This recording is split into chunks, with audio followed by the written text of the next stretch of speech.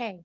All right. I'd like to call to order the August 10th, 2022 Parks and Community Services Commission meeting. Would you all please join me in the Pledge of Allegiance?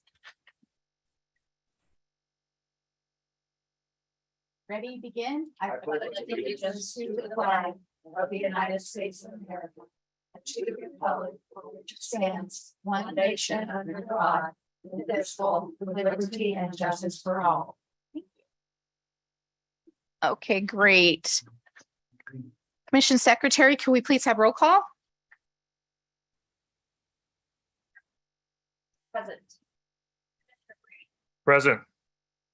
Mitra. Present. Commissioner Lopez Lucy. Present.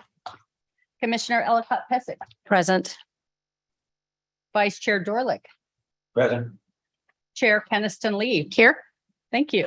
All right, we're going to go to Director Kathy Hyman with special items and announcements. Absolutely. I do have a few announcements for you this evening.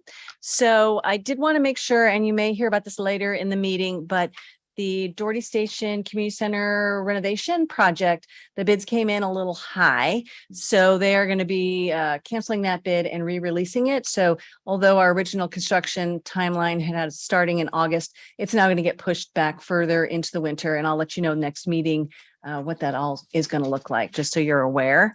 I don't know if any of you have seen this, but it's also very exciting. We're going to be hearing about some awards this evening, but in addition, the Parks and Community Services received 3 awards from Bay Area Parent Magazine. So that's the popular vote by families. And each year they ask readers to vote for their, top different buildings and facilities. And we got, I feel like we should have like a drum roll. Best swimming facility in the East Bay. That was a gold. So the very best for the San Ramon Olympic Pool. That's best arts classes. That was a silver. I know. So we've got some of the best art classes out there, and we got a bronze for best family community fair festival. That would be our Art and Win Festival. Wow. So pretty exciting. I don't want to worry about that. Don't worry about it. Yeah, we keep moving. We are, just so we know, we're also going to talk a little bit about liaisons later in the meeting, but we are planning to have a facilities committee meeting on the 24th. So Christy will be reaching out to those of you that are on the facilities committee to see if that date and to verify time. And then finally, as I mentioned at our other meeting at Crow Canyon Gardens, please mark your calendars for a joint meeting with the City Council regarding the concepts for Crow Canyon Garden on Monday, September 12th.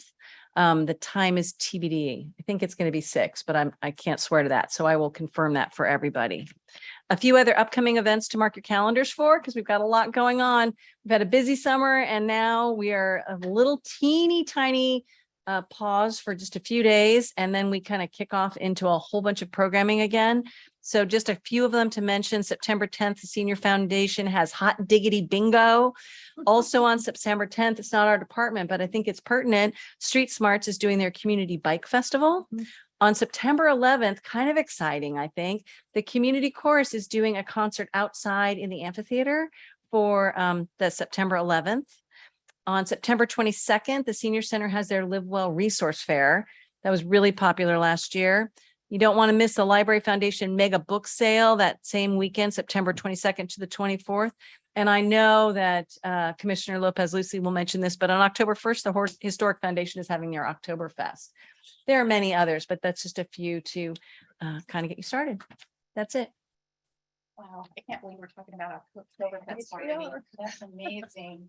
Okay, thank you. We're going to go to item 4.1. We're going to hear from Andrew Mendez, Recreation Coordinator, who will talk about our exciting temporary employee of the month for July. Kyle, is it Boucher? Yeah. Okay. Good evening, everyone. The City of San Ramon Parks and Community Services Department would like to congratulate Kyle Boucher for being chosen as the July Temporary Employee of the Month. Kyle's career journey with the City of San Ramon began as a Recreation Leader 1 during the summer of 2018. Since being hired, Kyle, aka Spud, has made a positive impact on the summer camps and the community. He quickly promoted to Recreation Leader 2 by his second summer. Then, last summer, 2021, an assistant activity manager position became available. By midsummer, we had Kyle in that position, and his eagerness to grow and willingness to learn really shined through. Leading up to summer of 2022, it was an easy choice to promote Spud to Camp Central's activity manager. His great attitude, smile, and ability to make camp great is contagious and makes others around him more productive. Kyle grew up in San Ramon, where he attended and graduated from California High School. He has since moved on to college, where he is finishing his degree in physics from the University of Berkeley, Cal. Kyle is a very creative young person, and in his free time, he enjoys cooking delicious meals, his fraternity, where he serves as pledge class president, baseball games with friends, and campus life at Cal. Everyone at camp knows Spud is a great chef, and he always shares his culinary skills each week, helping prepare our healthy snacks in the Harvest of the Month activity. Kyle received multiple nominations for his recognition this evening. Each nomination had the same reoccurring message. Kyle is an amazing staff person whose presence make camp more welcoming, safe, and fun. Transitioning from the pandemic camp model into the 2022 model, Kyle has been a great staple to the success of camp. Thank you, Kyle, for being a great activity manager and an important asset to camp and the department as a whole. All right, so Kyle, we want to give you a few words. I wanted to start by saying congratulations. And I think I may speak for some people that I want to hear the story behind Spud. That's the first thing. Is there a story you can share? Yeah, so it was back in 2018 when I first got hired. I got a text. I don't know if you guys know Kevin Ciblinski. He was a staple here at Camp Central too, but he texted me while I was on a vacation in Utah, actually. And he said, you got to come up with a candy name. And I didn't want to go with a basic candy name. So I just went to the convenience store right down the street and just looked for the weirdest, most unusual one. Yeah, And it was Idaho Spud. there And you if you guys go. don't know what it There you is, go. it's marshmallow covered in chocolate with coconut sprinkles on top. I explain it to every camper every day. Yeah, that's awesome. Well, that's a great story. Well, I want to tell you there are a few things in your description of you that really struck me. One was the fact that they mentioned that you smiled, and I've always been a big believer in the power of a smile, so I love that. It is very telling that you received multiple nominations and that you are obviously well deserving and are doing a great job. And what really struck me is I love the fact that they ended with the statement that you made camp welcoming, safe, and fun, because this group is all about safety. And we love having a welcoming and inclusive community, and the fact that you make it fun and safe, that's a magical combination. So I just want to say congratulations. Is there anybody else before we let our award recipient? Okay, would you like to say a few words besides the Spud story? Of course, yeah. I just want to say thank you so much, and thank you to Andrew and almost everybody here who I saw every day right at the community center here. I think without this whole team and all the other rec leaders and stuff, Camp Central wouldn't be what it is today and stuff. So thank you so much. Congratulations.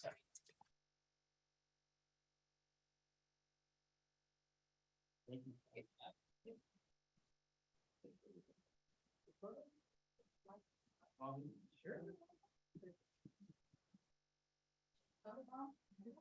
Yeah. We can't help it. Natural situation. Thank you. Thank Thank you. Okay, and the good news continues on. We're going to go to item 4.2, recognition of California Park and Recreation Society CPRS Awards presented by our very own Brad Morris. Good evening, Chair Kinnison Lee, commissioners. Thank you very much for having me here this evening, and I'm very happy to keep the celebratory vibe going as we recognize some of our programs and great work that our staff have done over this last year. These awards have been are from the California Parks and Recreation Society at the district level and by other recreation professional agencies. And so at this point, I'd like to bring up Adam Chow, our first recipient. Adam is receiving this award as he received the Distinguished Service Award in Recreation Management presented by the California State East Bay Center of Professional of Excellence. This award is to honor those individuals who have made outstanding contributions to the field of Parks and Recreation. Adam received this award early in this year at the Cal State East Bay Hospitality Recreation Tourism Department Day of Connection Award. Adam is constantly giving back to his recreation profession. Adam has been a member of our district board for I don't know how many years, a lot, where he served on many different roles. And as one of those roles was the president of the District 3. As well as currently he is our state board representative for Region 1 at CPRS at the state level. So we can't thank Adam enough for all the hard work he does and everything he brings to the profession, and most importantly, the department. So. All right, next up, I'm going to keep this going. Next up, we are presenting Jessica Reber for Outstanding Therapeutic Recreator Award.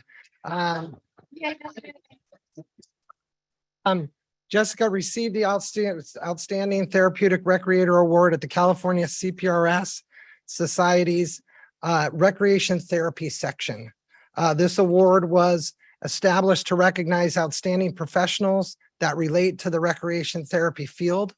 Jessica, as well as Adam, gives back to this recreation community.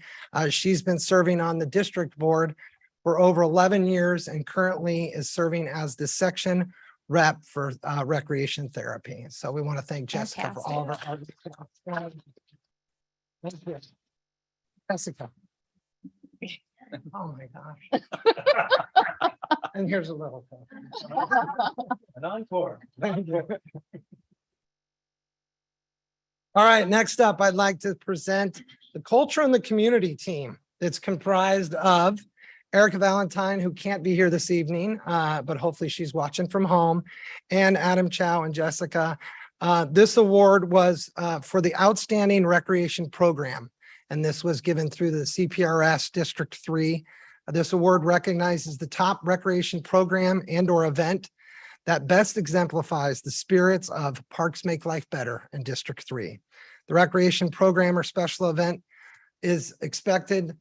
This award is expected to be a model that emblems and embraces the values and missions of the profession and moves the agency towards a stronger position or role in the community. So I really want to thank Jessica, Erica, and Adam for all their hard work. We all know culture in the community is one of our gems, and we couldn't do it without their hard work, and it really is special to the community.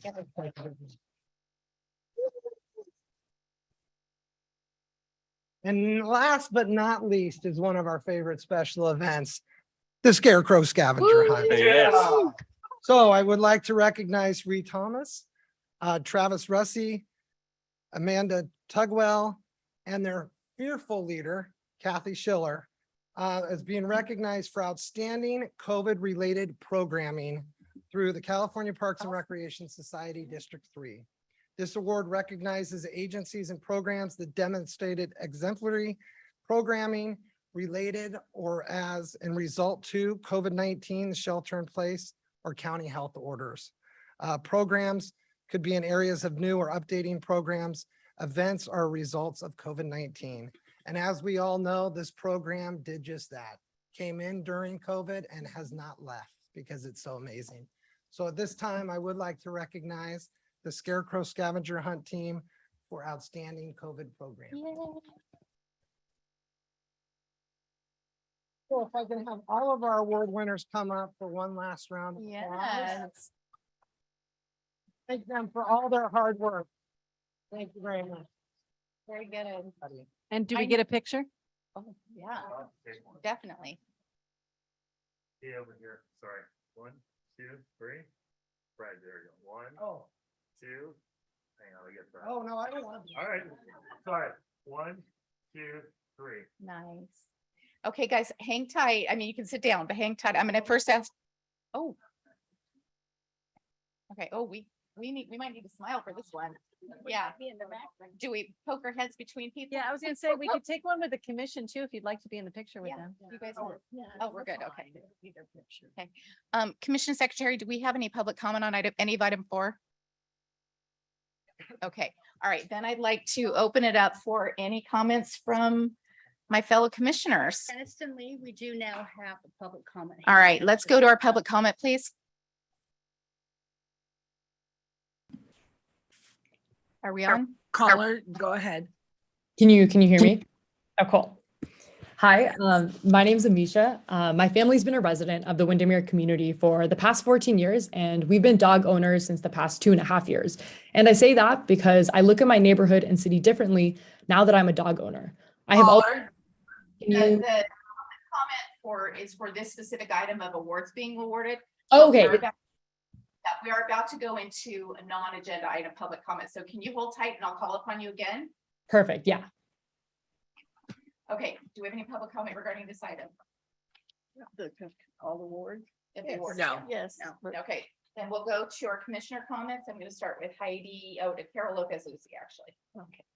Well, I just want to say, all of you have just done an amazing job, and I'm very proud to have worked with all of you, and it's been really fun, and you really deserve this award. So I congratulate you over and over again. You really deserve it, and thank you for being part of our service. Great, thank you. Commissioner Ellicott Pesic, please. Just to elaborate a little on Commissioner Lopez Lucy's comments, I so appreciate what you have done. And while it may seem all in a day's work for you guys, for me, when I think about what this community has needed over these last couple of years with the sense of disconnection, I consider you heroes. Absolutely, without a doubt, true heroes. You could continue just to do your job day to day, but coming up with ways to creatively bring our community together has a true impact. And I just want to think about the impact you have day to day. And I know you have an impact in your work generally, but I think this is particularly special, and I applaud the effort, and I'm so grateful for the recognition that you've received because you deserve it. And I hope it will inspire you to inspire others and to continue, no matter what our upcoming circumstances are, to find ways to bring our community together. So thank you. Commissioner Reed. Yeah, I just wanted to say congratulations also. And the one thing when I got on the Parks Commission, a couple people told me is that being in San Ramon Parks and being on the Parks Commission is special because the staff is so amazing and you're always getting recognized for the great work. And I was like, wow, that's great. And it's great to experience it because I know in any job or any activity, it takes a lot of hard work and you're working like, does anyone really know how hard this is and how much effort I'm putting into it? And I think these type of awards recognize the work and the creativity, especially at the scavenger hunt. I mean, during the COVID, I thought that was amazing, right? And the goal is how do we continue to have our community and get us together was amazing. And you know, the other part I really like is leadership. I ran into Adam, but I was reading in the Parks magazine. I'm like, hey, Adam, you're representing a district. And I think us showing leadership in those types of organizations, you know, really demonstrates what a quality city we have and what a quality Parks and Rec Parks organization we have. So congratulations. Commissioner Mitra. Yeah, first of all, I'll just ditto everybody what you guys said. And on top of that, I would like to say that I have personally worked with many of you, and it is my pleasure to see you guys up there and receiving this award. It makes perfect sense. It's actually great to be. And I'm so glad that I've been able to work with you guys together, and in future definitely we'll keep working together as well. Thank you all for your hard work. I know it seems like the roles and the jobs that you guys have are relentless, and I see you morning, noon, and night. Wherever I go, there's something the City of San Ramon Parks and Community Services is doing, and I see all of you out there doing it. So I just want to thank you for your hard work, your dedication, and I'm so happy that it's recognized within our community. So thank you. Very good. I echo what everybody said. I know all of you guys, and you guys do an amazing job. So thank you. Thank you. We're really proud. Can you tell? Great job. Thank you. All right, good. Okay, so we will go on to item 5, public comment or written communication. At this time, members of the public are encouraged to address the Parks and Community Services Commission on any item not already on tonight's agenda. The comments should not exceed 3 minutes. You may also submit comments by email to ctoman@sanramon.ca.gov. Please remember that no commission action can be taken at this meeting. Taken this meeting on issues raised during public comment, whether submitted by email or Zoom. In the written public comments, emails must be submitted to the Parks and Community Services Department prior to the commencement of the meeting. Comments received by email will not be read aloud. However, they will be forwarded to the commission for their consideration. If you wish to make your comments heard, you must participate in the meeting. So, Commission Secretary, do we have any public comment? I think we might. We do. Okay. All righty, let's hear from them. Caller, go ahead. Thank you. I'm sorry again for interrupting the recognition duly deserved in the award ceremony. I wholeheartedly believe public servants should be championed. So I echo all the commissioners' words of appreciation. But I'm calling in today just to talk about my own and my family's experience as dog owners in the city. I have always loved San Ramon and my neighborhood of Windermere in particular, just because the public spaces and public facilities are beautiful. They're well designed, they're built and maintained for people. And I haven't had a dog up until the pandemic, so I never noticed the absence of such public infrastructure for all our beloved dogs in the community. And my neighborhood of Windermere has a lot of dogs, and our dogs want and deserve a beautiful place to play.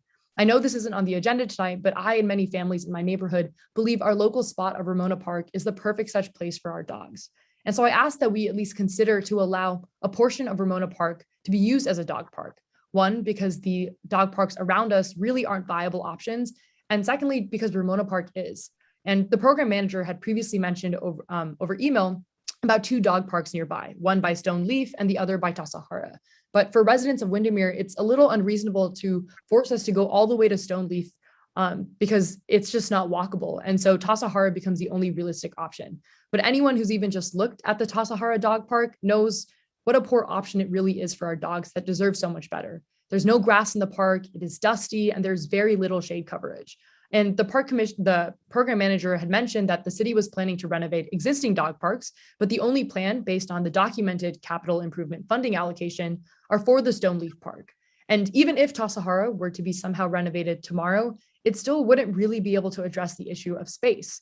Because since the pandemic, the number of families with dogs in the neighborhood has dramatically increased. Our dogs spend all day in our homes waiting to be able to go outside and just run for a little bit with their friends. But that becomes impossible if the majority of the dogs in the neighborhood have to all share the limited dimensions of the Tassajara Park.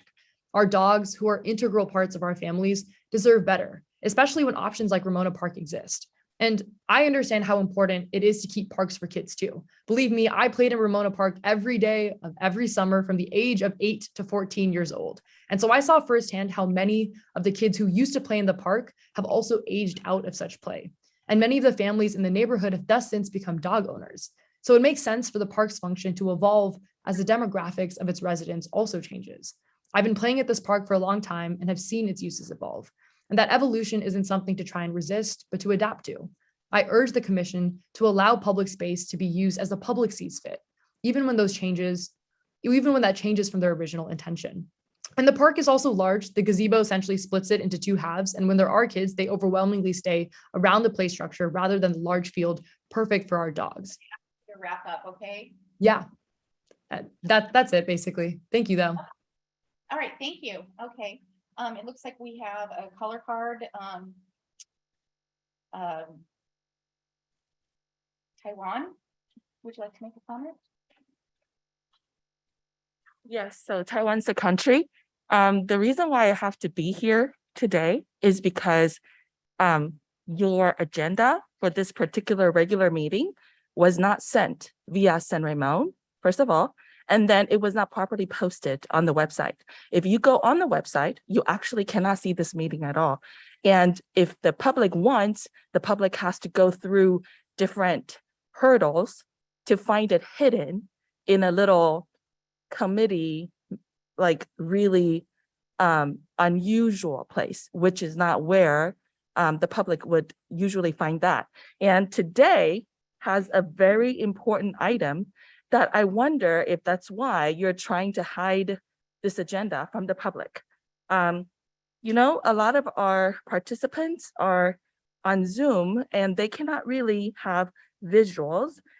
So for item 8.1, which is signage designs, the participants really cannot, you know, have proper understanding of what's going on unless they're present here. So I would like to request that you please double check your agenda. This is not the first time that the city has failed to properly notify the public. Last time there was a finance committee meeting that was completely just, you know, went like into the space and nobody knows until post the meeting. So I would like you to please, you know, talk to whoever the clerk who agendaed this particular meeting. Last meeting, the physical meeting we have received. It was very easy to find. It was actually posted in the regular place, but not this particular meeting. So this is the second time the city has failed to properly agenda. The first time was finance committee meeting, and this time is this regular meeting. So I just want to bring that to your attention. Okay, so as you know, we can't comment on this, but. I understand. Dr. Hyman, would you like to say something? We'll definitely look into it and see what happened. So thank you for bringing that to our Thank you attention. so much. Right, do we have any other public comment? Okay, caller, when you're ready.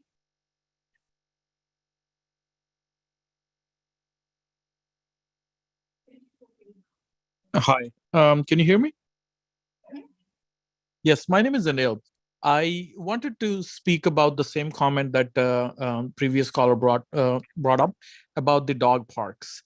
So I do want to stress that we have a huge need for a proper dog park here in Windermere. The Tassajara one is there, but I can tell you today, you know, I'm a dog owner, and you know, anytime I take my dog over there, he ends up getting eye infection because there's no grass there, and it's all gravel and sand, and it's not hygienic, of course, you know. And then when they run around, you know, it gets into their eyes, and you know, twice I've seen my dog getting eye infection. So I think if you want to really, and you can see nobody's using those facilities. So if you really want to make use of those facilities, you know, we need to take care of those. We need to get the grass in there, and I'm sure you know, a lot of people will start using those. Thank you, caller. Anyone else? Yes, one more, okay.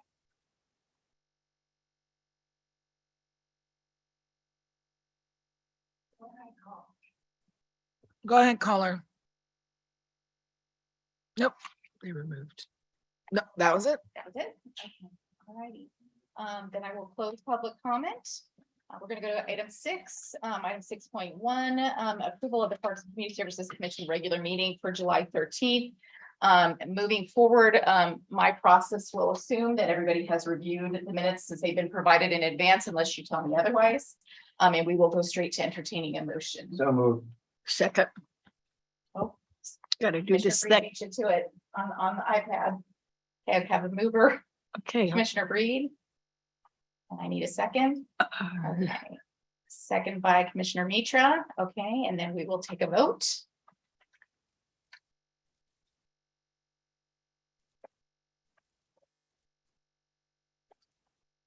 Okay, we have 7 and 7 votes cast. All righty, motion passes. All right, we're gonna go to item 7, consent calendar. Do you have any consent items? Okay, thank you. Item 8, commission business. We've got item 8.1, San Ramon Trail signage designs. There's a recommendation of approval by staff. We have a presentation by Keith Haas, Parks and Community Services Program Manager. How are you doing this evening? Good. I'm actually gonna take a couple seconds, set up a couple things. Gonna do a real sales pitch tonight. Wow. Cool. So keep in mind, the items that you see are samples of what it's going to be. These are not the actual visuals or what may be on the site. They're like very first renditions of signs that we started with. What I'm going to pass to you, don't get too distracted by them. But these are this is the product that the signs will actually be made of. So as I talk about them, you guys will know a little bit more, just you'll be able to touch. You can follow. Okay, thank you. Okay. Thanks, Christine. Okay. Good evening, Commissioners and Chair Keniston Lee. It is my pleasure to be here this evening to talk to you about this project that's taking a good number of months since approximately January. We've been working on this project with Smart Outdoor. And this project really is about improving and increasing the safety of our San Ramon trails. This evening, I'm going to start with some background information of the project and then move into the details of the specific sign designs. This project started in January, as I mentioned, with a presentation to the City Council Policy Committee. At that meeting, the Policy Committee was in favor of moving forward with a project to upgrade the San Ramon Trail signage with a stipulation that the Parks and Community Services Commission would approve the sign designs. Then in April, the City Council approved the city manager to enter into a 5-year license agreement with Smart Outdoor Incorporated to establish a network of trail signs to provide useful information to users of the San Ramon trails. No, there we go. The new signs provided by Smart Outdoor would replace current trail signs, which you can see here. The current signs consist of trail rules, no smoking, and short trail markers with trail names and directional arrows on them. However, the current trail system lacks features such as trailhead signage, maps, and also indicators like you are here. Okay, so over the past several months, city staff from a number of departments has identified 147 locations where the smart trail signs will be installed. Of the 147, approximately 123, I believe, are already in place. The additional 24 signs would simply complete it and make it uniform throughout the trails that we are looking at this project for. Smart Outdoor's system of signs includes trailheads, access points, and tall markers. These trail signs include the following features. So all three of them have these same features: the trail name, the identification of the sponsoring partner, 911 information, and unique locator 911 information with a unique locator code, a multi-use right-of-way symbol, a no smoking symbol, and a San Ramon Smart Trails QR code that allows trail users to access additional online information. The unique locator code for each sign and marker will be uploaded to 911 dispatch. So in the case that a trail user has an emergency and they're at a sign, when they're on the phone with dispatch, they can say, for instance, if I'm on Alamo Creek, I'm making this up, if I'm on Alamo Creek, I'm at sign X, they ask for my location, I'm on Alamo Creek Trail at sign AC-01. Those coordinates will be provided to the first responder, whether that's police or fire or paramedics, and they will know exactly where that individual is as long as they stay in that place. So that's how that would ultimately work. In addition to the signs, updated short trail markers, as you can see on the right side of that screen, will replace a number of current markers and also contain the 911 information and have the QR code to the additional online content. Keep in mind the QR code only allows you, there's no login. Initially, you can find the majority of the information simply by scanning the QR code, and it takes you to that, for all intents and purposes, website that has additional information. There's no tracking of the individual unless you want to create a login, and then at that point, you're accepting all of the liability and other disclaimers that any other website has or mobile app. A few more details about the signs and markers. All vertical posts that you see are aluminum and will be powder coated in a natural brown color. All signs are made by iZone Imaging, an eco-friendly company specializing in custom high-pressure laminate signs backed with a 10-year warranty. The signs themselves are compressed craft paper with the digital images then pressed on the outside of them. So what you see that was passed around, that brown material between the color, is actual paper, compressed paper. And then obviously kept together through some eco-friendly process. These signs are in our local Bay Area. They are that you can find them at the Golden Gate National Park. So they are at various parks. They're at various amusement parks. They're already out there. And Smart Outdoor is very confident that they will make their 10-year warranty. And if not, obviously it would be replaced. Staff also discussed sign requirements with the Building and Safety Division of the Community Development Department to ensure signs meet the necessary regulation and codes for sizing of lettering and make sure that everything was going to meet those standards. Throughout the approval process, staff presented preliminary sign designs to the City Council in April and then the Open Space Advisory Committee in June, both of which provided suggestions that were incorporated into the trail signage designs. These recommendations, which you see listed as elements, include the trail name, the length of the trail and current elevation. A total trail elevation will be provided via the mobile app, but not necessarily on the sign, simply for space purposes. They have UR here indicators, trailhead and parking indicators. Trail junctions will be located on the map as well as trail rules, verbiage regarding potential fire hazards, and dogs must be on leashes. And then finally, linking to the city's website, phone number, and email address. Okay. As you think, so now we're going to move into more of the design and how the signs are being used. As you think about the design of the signs, it may also help you to visualize where the signs will be located and the purpose of the signs.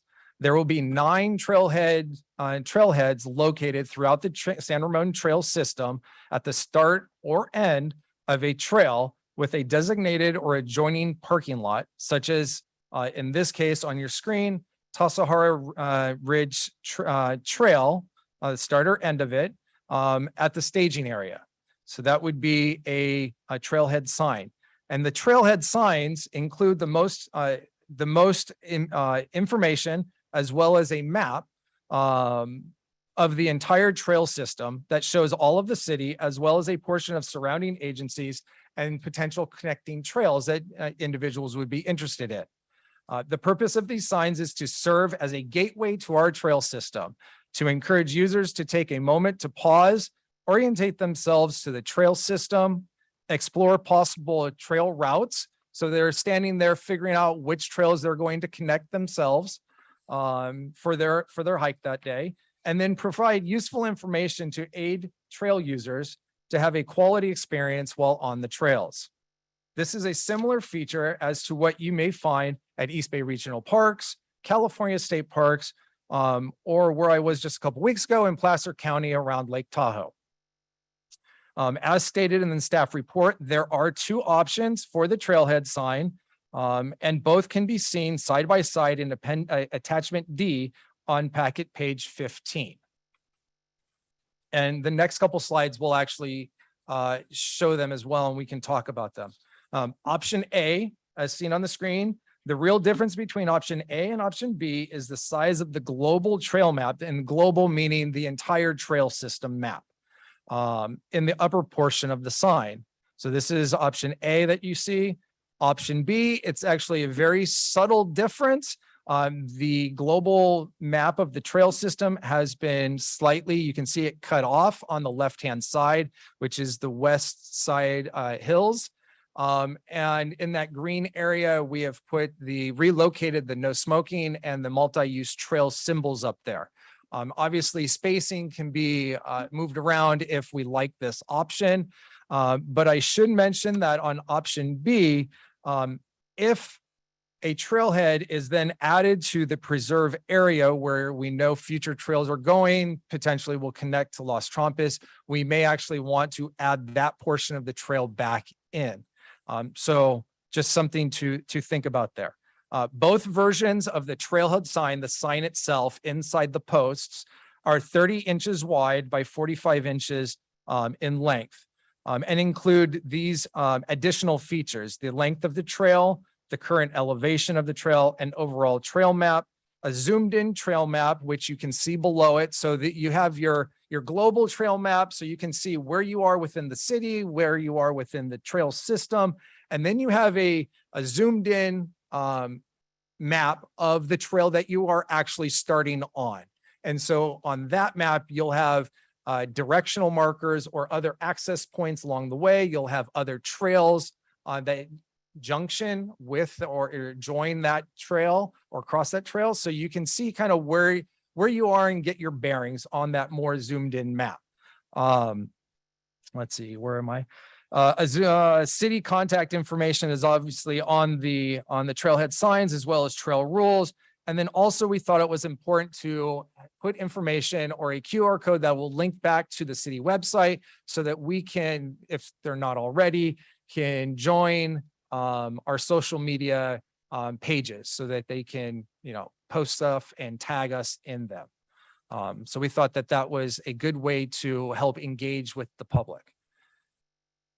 Okay, moving on to access points. So access points and trailheads are very similar, but the trailheads serve that major purpose of, okay, I'm driving to a location to start my hike, where access points are going to be at 3 types of locations and aren't necessarily that driving to start my hike. These are maybe in local neighborhood, or the neighborhood over, or close to a park, but not necessarily, you won't spend as much time at an access point as you would a trailhead. The next sign, so obviously we're talking about access points now. The 3 locations would be the start end of a trail, such as Summit View Trail. So trails that are not associated with a parking lot at this point, right? The next point is a junction point where 2 trails come together. So this would be East Alamo Creek and Alamo Creek, where they join at a roundabout. We would put an access point there because you're going from one trail, and now where do I go? You look at the access point, you look at the maps, you can figure out, do I just turn around and go back, or do I want to start on a different trail to make a loop? The next one is, or next location would be a midpoint entry. And this is a perfect idea, or perfect example of West Alamo Creek, which crosses a major thoroughfare in San Ramon. And unless you actually cross that street, you may never know that that trail actually continues on the other side if it wasn't for a map showing you. So we thought it was important to show that map location on a bigger sign and in relation to where you are at a point like this, where West Alamo Creek continues north to Bollinger Canyon Road. You actually have to cross at the intersection, go down west, and then continue on with that trail. So it just helps people find where to go and what they're doing out there. So the access points, again, like I said, these are similar. They're smaller in size. They're at 20 inches wide versus 30 inch for trailheads, and include similar features to the trailheads. The larger trail system map will be more focused on that portion of the trail system that they're on, right? So instead of that global full scale, it's going to narrow in, maybe a quadrant or so of that overall trail system map. Typically, users will spend less time at an access point as a trailhead. Users may confirm they are going in the correct direction, may want to identify a different route than they originally thought, and the larger maps provides the users with that type of information. Similar to the trailhead features, It has the same additional features, the length of the trail, the elevation at that location, the localized trail map, a zoomed in trail map, a city, city contact information, as well as the trail rules and social media information. Okay. This next one, the tall markers with rules and stop sign, I actually really like this one. This one, Smart Outdoor created just before us, they did not have this type of sign. So they created this at a request of, I've got 3 or 4 different signs at a particular location that I'd like to get all into one. And so those, they helped us consolidate signs such as trail rules, a trail stop sign, and no smoking. And they were able to do this on a 15 by 45 inch sign attached to like a flag to the trail post. The tall markers include such features as the length of the trail again, current elevation, city contact, trail rules, and the social media. In addition, a localized trail map will be provided and a stop sign will be included in those locations that currently have a stop sign. Why do we have stop signs on the trails? I can see it right there. And that is, there are several trails that end either at the end of a court or come perpendicular to a street. And the stop sign literally is there to make sure trail users know, don't just continue walking forward, look before you cross. There are some areas that also have additional signs that say use crosswalk. So it's obviously just for safety. Depending on the developer that put the markers in, because the majority of, all of the markers that we're talking about today were put in by developers. One developer used stop signs, one developer did not. And so for liability reasons, where there are stop signs, we are going to put them back.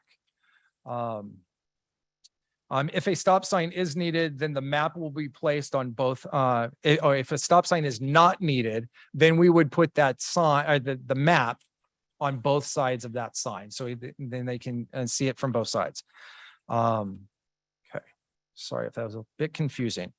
Short markers with and without stop signs. So again, we're incorporated in the stop sign, but these are locations where the trail rules are not necessarily needed. The short trail markers are 48 inches tall and will replace a number of trail markers currently in place. These markers provide trail users with a trail name, identifies the direction of the trail, provides the unique 911 locator code, as well as symbols for multi-use trail and no smoking. A number of locations currently have the stop signs like we discussed, and that'll be added to the top. Those that don't need the stop sign, then the city logo and everything just will get moved to the top of the marker. Okay. Moving along here. So this evening, as I wrap up, I'm looking for feedback on the sign designs, your thoughts, any tweaks, hopefully that we can make, the commission's preference of trailhead A or B, and ultimately the approval of the sign designs. And as necessary, if you would like, I am able to pull up and display attachment D, so greater detail of each sign can be seen as we discuss. And at this point, I'm more than happy to take clarifying questions or feedback at this point. Let's open it up for Commissioner clarifying questions. I'm going to start with Commissioner Lopez Lucy. Well, when I first started this, I was really confused, but then after I went through and studied and you answered the one question I had, as you could see, is why was the stop signs, but then it makes sense. When I had to determine between A and B, I don't know, it was quite difficult for me to decide, but I thought to me that I would like the larger map on the sign. So when I was doing that, sometimes the weather is cloudy, whatever, you can't, you won't be able to see it good. So that was my thing that I would like, that I thought would be better to have the larger sign. The other items, they all make sense. And I really think, the stop sign and all the information you have on there was very good. So I guess I'd probably, on this one, the access point, I would go with the larger sign. Okay. So guys, let's stick with clarifying questions right now, then we're gonna go to public comment, and then we're gonna have okay. another opportunity to chime in, okay? That's fine. That's okay. All right, Commissioner I Dorley. know that. I was just gonna go with option A, but I have no clarifying. No, question. okay, I think their presentation was thorough, pretty Yeah. straightforward, and that's it. all right. Commissioner Ellicott-Petzik, do you have a clarifying question? I do have a couple clarifying questions. One is with respect to the sponsor portion of the signage. Is that something that is meant to be removable and changeable? Such that if the sponsor changes or there's a term and expiration? Yes, and I'll actually walk this way and show you on this. So it's easier to.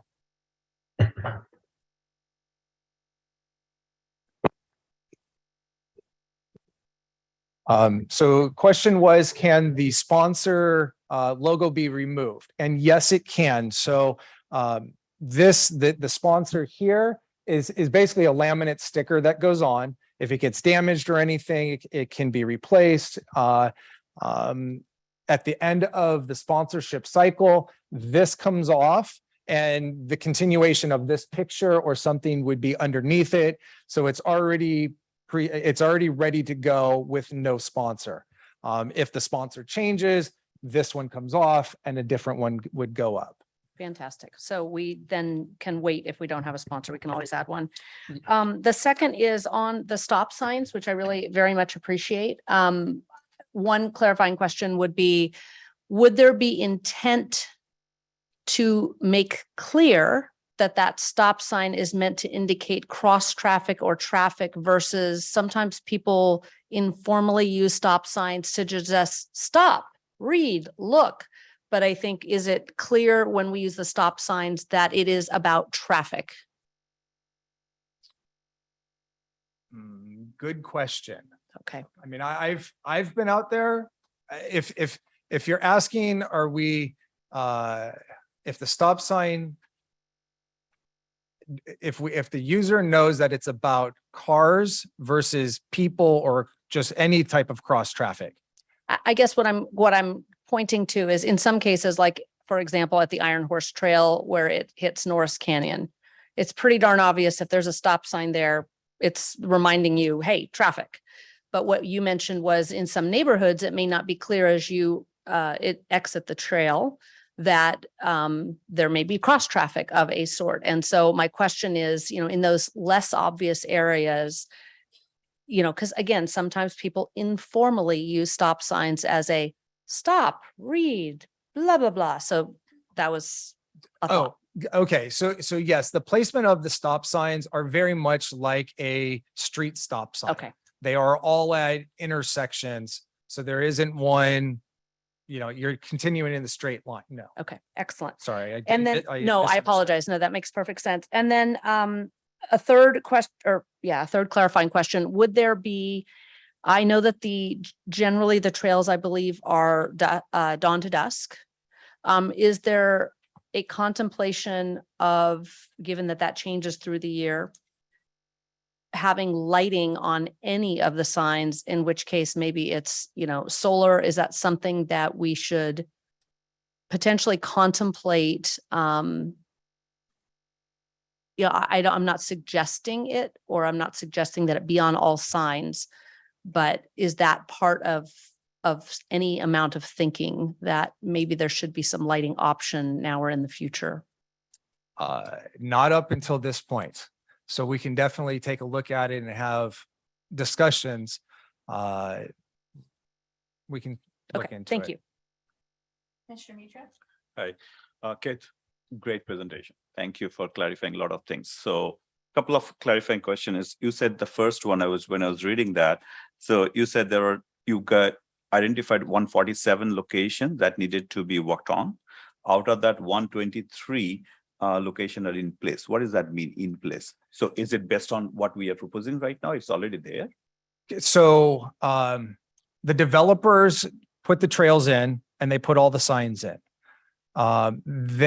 We have roughly, I'm going to approximate 120 plus short markers already in place. They already exist. Some are wood, some are a composite material, some use yellow paint, some use white paint, some are starting to rot away. So this would make everything uniform and look the same between the two different developers that put things out on the trails. Does that I answer the see. question? Yeah. So, okay, maybe you answered that. So 123 locations that are there, are we going to replace them with a unifying? Yes, design yes. So thing that we you're are, proposing, yes, right? we're replacing to make the system uniform. And because of the 911 unique locator codes, we're going to change out every single post that we currently have so that there's no explanation as to why we did this one versus this marker. It'll make a net of security out on our trail systems that people can rely on 911 and help response get to them. One last one. I know you talked about that. I kind of missed it. What kind of material is that? And when it's wood, compressed wood, what is that? So it's craft paper is what I was told today, and it's pressed together. And then the digital laminate is pressed on the exterior. So that brown material in between the color is craft paper. Thank you. Thanks, Keith. I also was a little confused about, I wasn't clear, are we going to replace all the signs? Yes. Okay, good. And then we're gonna add 24 new ones that aren't in existence now. Okay. When I looked at the attachment A, there are quite a few green dots Yes. existing. So are we gonna, I don't know how close they are, but they seem like they're fairly close. Is that still the plan? Do we need that many? So like I said, those markers are already in place. So the developer Wyndham, well, I won't name the developers because I don't know them off the top of my head, but the developers already put them in. There's one of the trails backs up to courts, like 10 courts, and every single court has a existing marker. Oh. And so that's why you really see so many, is because at a lot of the end of these courts, they put in a marker. And rather than put out a marker every half mile or every mile, Smart Outdoor was willing to work with us, and they said, let's just do all of them. And let's make it uniform. There's no questions as to why we're putting one here and not replacing this one over here. It seemed much cleaner end product. Would these be like short markers?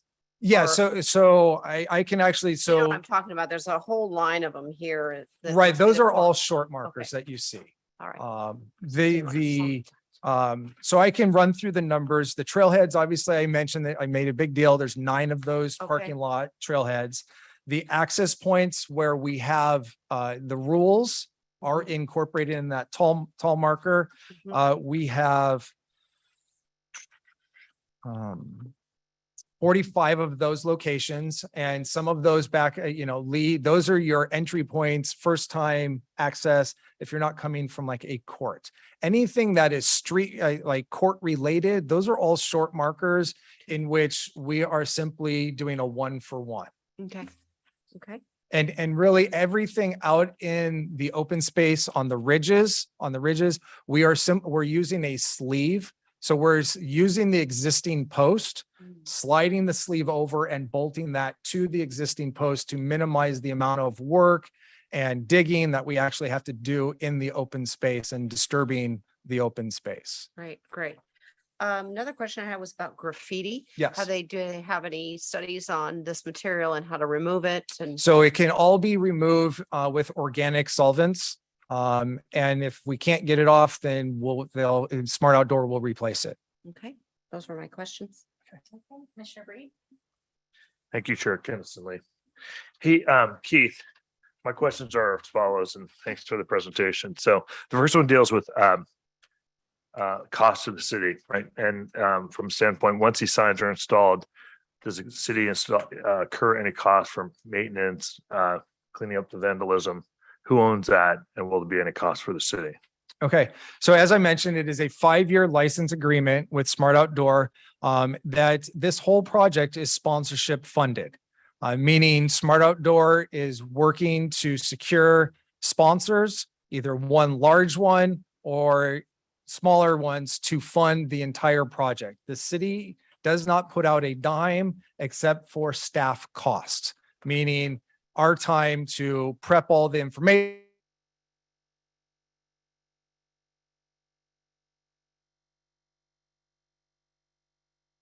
been put together. We did not have ahead of time, but will all be very useful moving forward. In addition, the city receives a 25% of all positive net profit. Once the sponsorship money is received, obviously all of Smart Outdoors costs get taken out. All of the positive net profit, we would receive 25% to go back to maintaining, upgrading, improving, or programming the trails. Any negative net profit, they would absorb, meaning Smart Outdoor absorbs. Regarding maintenance, Smart Outdoor is responsible for all the maintenance for the term of the licensing agreement. Okay, so as long as we have an agreement, if that's 5 years, if we extend it, they maintain them at their cost.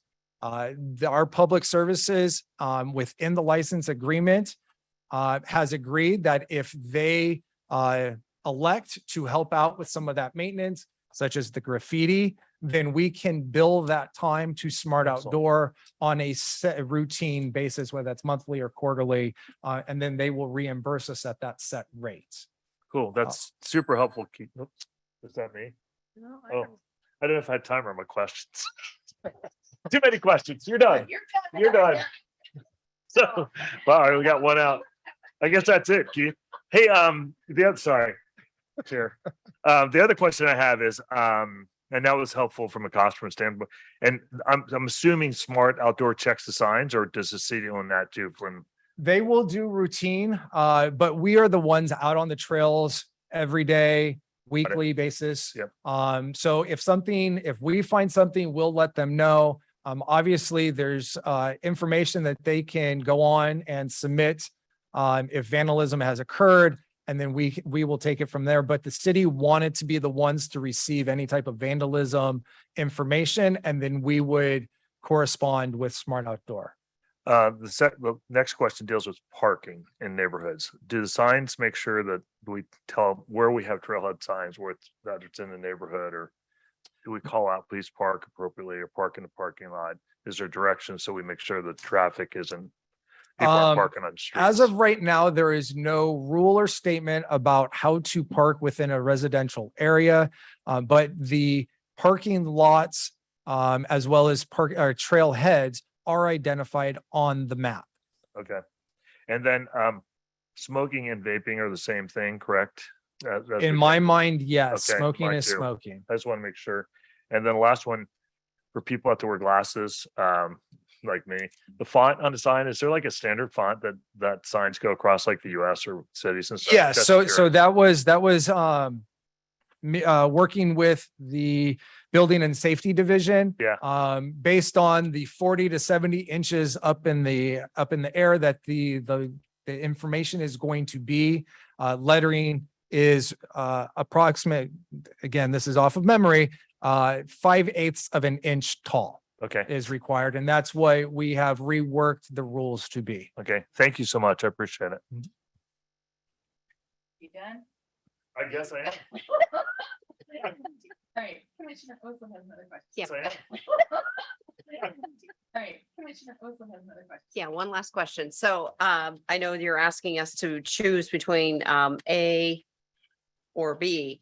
Is the map the same actual graphic size? Is it just cropped smaller? Is that what the difference B is cropped on the west side. Okay, so it's just cut off on that Yes. side. Okay, that was my question. And another question from Commissioner Ellicott Pesek. Thank you. Some of the other questions have brought up some clarifying questions. So one is, who has ultimate authority do we have any say in approving a sponsor? Absolutely. Okay. We have the final say within a reasonable amount of time with a reasonable reason if we were going to reject. Okay. All sponsors are no alcohol, no tobacco, nothing controversial, no political, no politics, all of those things. I can tell you right now, I cannot divulge. You may have seen it on some of the signs that have already been up or your graphics that are in your packet. But there are significant talks being done with a major healthcare agency in Northern California, that we hope we will be moving forward with. Excellent. Thank you. And then second is on the 5-year license timeframe.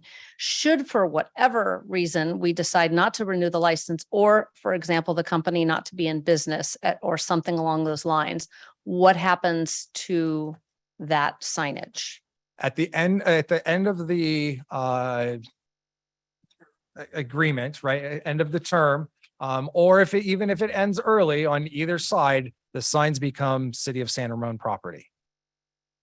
At no additional, so we have the option to not renew and keep the signage, but then the responsibility for them becomes 100% ours. Exactly. Excellent. Thank you. Third, on the smoking and vaping, I guess the one thing that I would just want to make sure is that, unfortunately, I think some people don't consider them the same. And so whatever, I'm assuming that when you mentioned you're running all of the signage through channels, you would be looking at the most up-to-date signage and pictograph to explain what is not allowed. And that's part of the process. Okay. Thank you. Any other questions? Okay, my only question, those are all very good questions, by the way. Do I understand correctly, Keith, that these have the 10-year warranty on them? The Yes. material has okay, so have we taken the step to look at what a sign looks like after 10 years? Are there any examples? Because, we have this definition in our community of useful life, right? And, I want to know how worn Smart Outdoors will let a sign get before they take some action. I'm not talking about, a broken sign or something like when it starts looking shabby. Have you guys had those discussions? We have not, but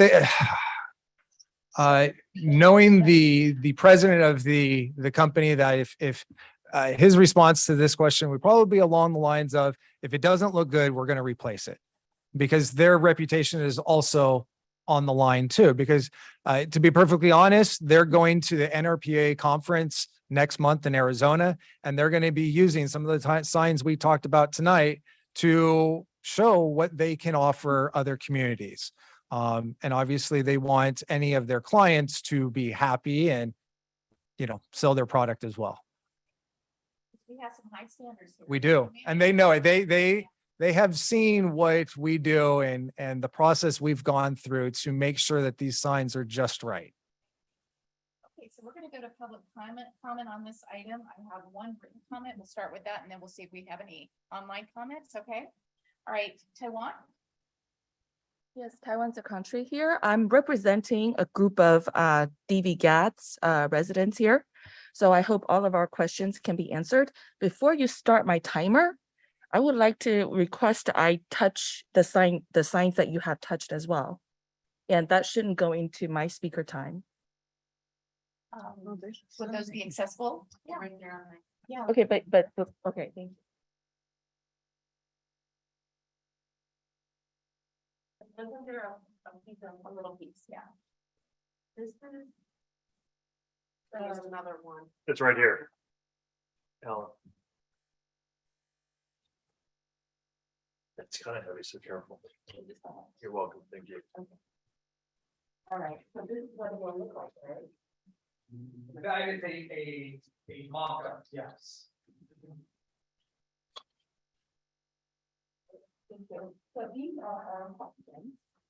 And because we are seeking answers, please make sure the staff are documenting, and if it's possible, we would like the commissioners to ask the staff to answer because there are other residents who are listening.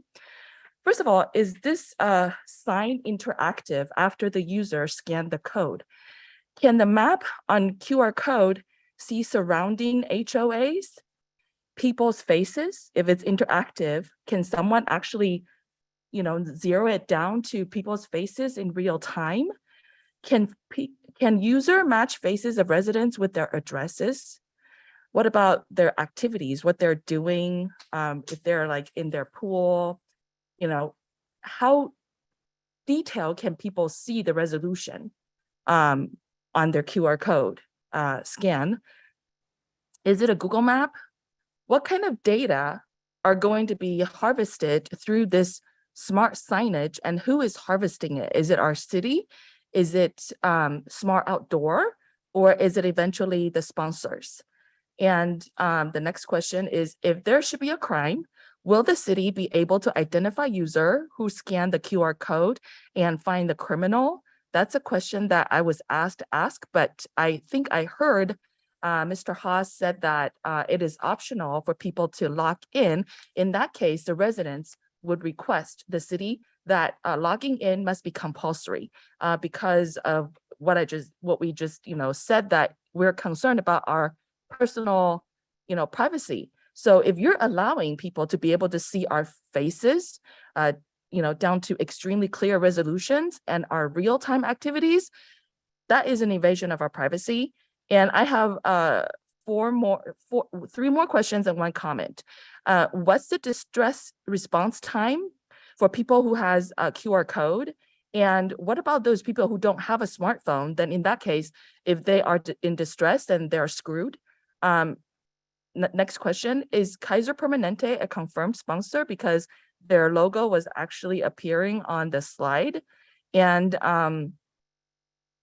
what kind of data would they be harvesting there?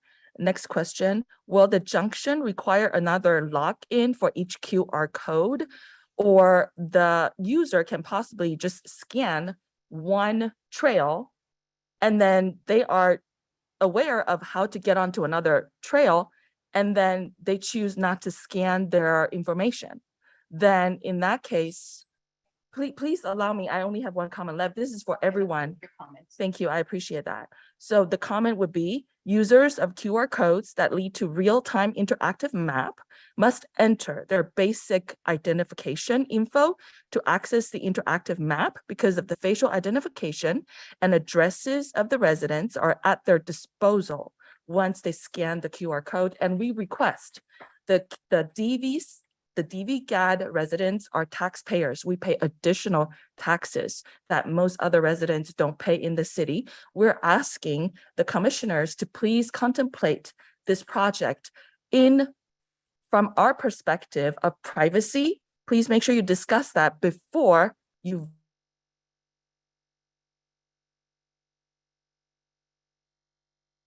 ask Keith and Kathy if you guys can particularly address whatever you feel is appropriate, but the extent of the interactivity with the QR code, and then any data collection that you're aware of. Right. So the interactive portion of it literally is you can scan the code and that takes you to additional information. That could be a mobile map, simply just like Outer Spatial, which will be a question down the road, whether we have dual or how they integrate.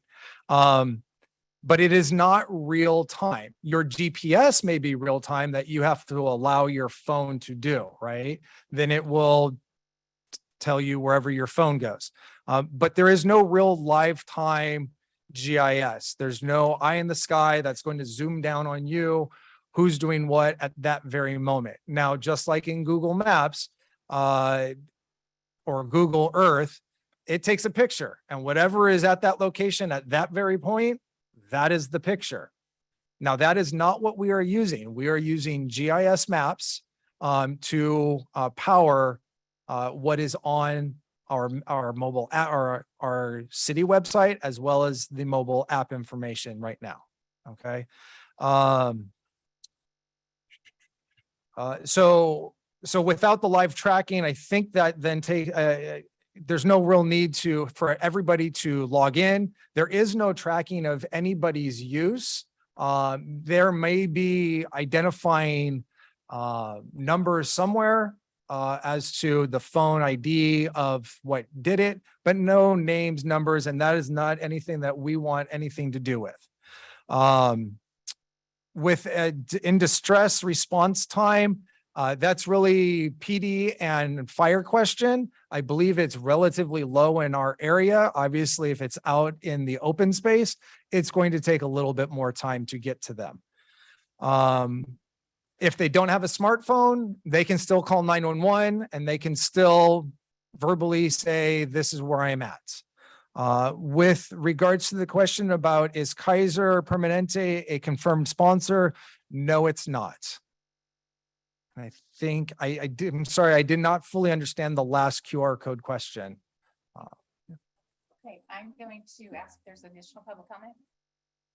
Online, not this time. All right, we're going to close public comment. Oh, okay. And then we're going to go to our commissioner comments, and we're going to start with Commissioner Ellicott Pesic. I just want to clarify, actually, Before I give you the feedback, I just want to clarify, so this is not ambiguous. We are not using any software or any data collection that takes photographs. No.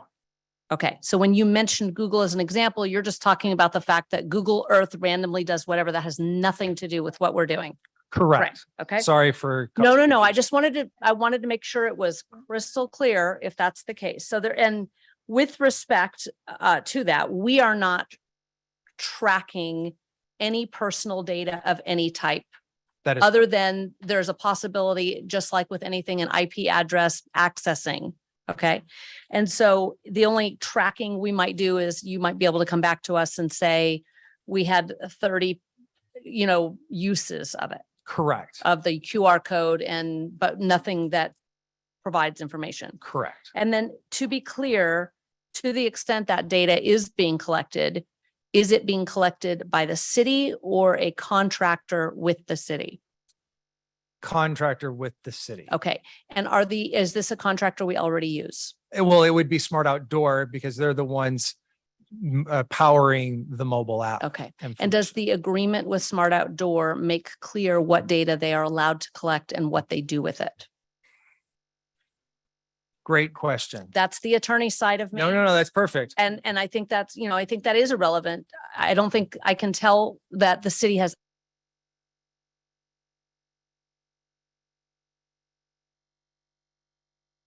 many times or not used or useful or not useful. But I think the data, the agreement should be very clear as to what data they're allowed to collect and what they're allowed to do with it. And you're talking about derivative applications. Yes. In any situation. So yes, thank you. And then in terms of feedback, this might be a little left field and I don't want to clutter your signs. Okay. But it has occurred to me that, we've been dealing with a lot of mental health issues in this community, in this state, in the country, and in these recent times. And there has been a large campaign to get the word out about suicide and crisis prevention. And so what I would ask that you all consider is whether there is appropriate space without creating clutter or, creating a slippery slope to possibly add the 988 logo to some of the signs as appropriate. So something just to consider. I don't know if it's the right thing to do, but if you haven't, I would ask that perhaps you guys think about it. I very much appreciate on my stop sign question that you guys are not randomly using the stop sign. From a law enforcement and an attorney background, when I see stop signs, they mean something to me and they need to be legal. So I appreciate that, if we're using other verbiage to ask people to pay attention. I don't know it's the right answer either, but when I just think about this being a 5 to 10 year project, I'm not advocating for lighting for the signs or all of the signs, but just having that consideration, whether some of the signs, maybe in that case, maybe a solar panel helping with them. And again, because sometimes dawn and dusk, well, times change. So just something to consider. I'm not suggesting adding costs, but even if it's something, is it something we can add down the road if we find that certain areas are darker that might be useful? In terms of the feedback on the signs, I love them. I'm super excited about them. I think they're really clear. I think they provide a lot of good information and are not cluttered. So again, not trying to add clutter to it. I'm a little torn about the A versus B. I like the large map generally. And I don't know that I don't know that the smaller one, actually, we lose very much on that. I kind of like the idea that you have some space if you want to provide, and I'm not even suggesting the 988, but like if you want to expand upon some things. So I am kind of curious what the other commissioners think, but that's so far my feedback. I'm very excited about this project and it's very, very well thought through. I'm impressed with the discussion about the longevity. You guys have certainly done your diligence and the materials look excellent. And I think this is going to be a real good opportunity to further brand and promote our city and our trails program and be able to create that pull together signage that shows that it is all one thing together. So I'm very excited and look forward to hearing the other commissioners. Can I respond real quick? Sorry, I went James Bond on you guys with the president from Smart Outdoor. He's watching back in New York, so it's probably like 1 o'clock in the morning. He said that the 988 and the solar panels can definitely be looked into. And that's something that are great ideas and definitely we should talk about. I don't see anybody else in the queue. So, Oh, a question. they're great. Mine's more of a process question now that we're using technology. Why does your thing ding? I didn't ding. I don't know what happened. So, hey Heidi, the question is, if we're making, how do we make motions on this as we're?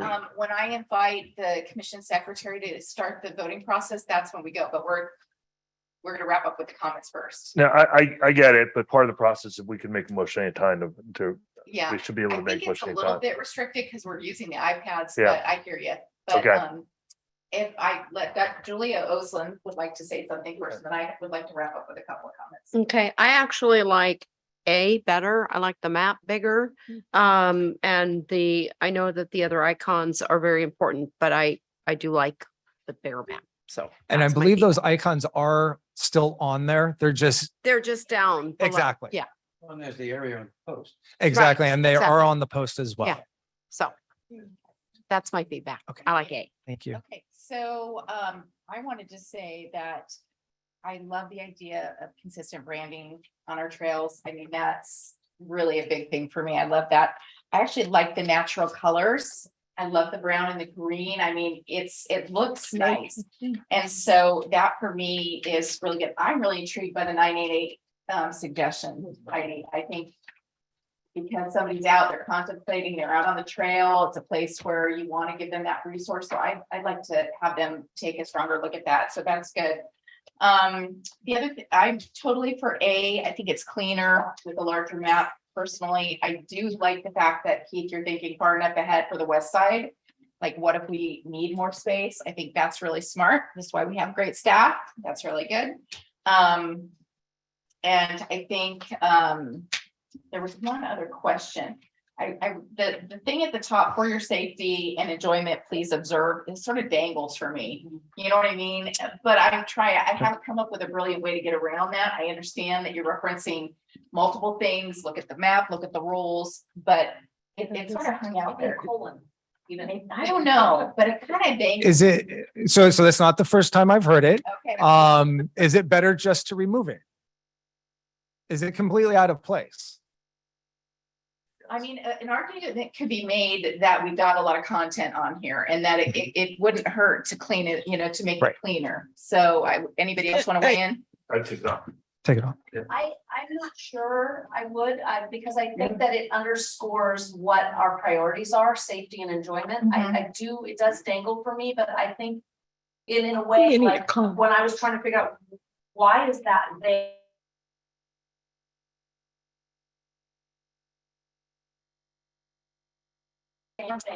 So I would consider a mock-up that is centered, because that's part of the problem is, like, if it's centered, then I know everything below it is for your safety and enjoyment. And I, Maybe in Poland, but I think actually the centering it would solve the problem for me. Yeah, Commissioner Rosalind? If you look at option B, it is centered. So it's like we have two different choices. But I agree. It's these are centered. Commissioner Lopez Lucy?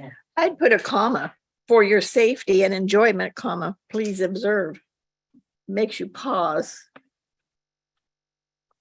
Okay, anybody else want to weigh in on that? Otherwise. I think the punctuation is fine the way it is. And the other one actually isn't centered, it's right formatted, it's left. It's left formatted. Because that's where the map is. So on both of them end and start where the map is on the left side. So if you're gonna center it, then you're gonna center it in the middle, not left format. Commissioners, Commissioner Secretary, I think we're ready for a vote. I mean, a motion rather. We'll do the process the right way. The motion. I'll make a motion that we Okay. accept the report. Okay, no. We do it on the iPad, remember? So she's gonna start the process. Well, no, we still make a motion verbally. Yeah. Yeah, we still make the motion verbally. Yeah. We just vote On on the and the pad. marker Okay. and the second, that's done. Yeah. All right. So I'll make a motion that we accept the report and that we recommend option A for the signage for the trailhead, and that staff continue to look at several of the options that we mentioned, including additional signage and solar lighting in several of the areas, and that we move it on to city council for their recommendation and approval. I second. It doesn't need to go to city council? Okay, No, okay. additional comments, Kathy? Then I strike the city council movement and just leave it here with the Parks Commission. That is correct. This was put into your purview to approve the sign design. Okay. So So we're good? There was no question about that. Okay, so Commissioner Dorlick, we have a motion from you. We have a second from Commissioner Breed, correct? Correct. Asking for mover. Will, you need to hit the mover. thing. Probably, you need to put the word, yes. Yeah. And you're That's gonna what I was I'll thinking. hit this. Oh, Wait a but this minute. doesn't. Okay, all right. That does. Commissioner Lopez Lucy beat you. Sounds You gotta be good. quick on the draw. You just All right, missed it. so- I'm sorry. I'm good. You good? Here goes his I have well. no idea what's going on. That's your phone.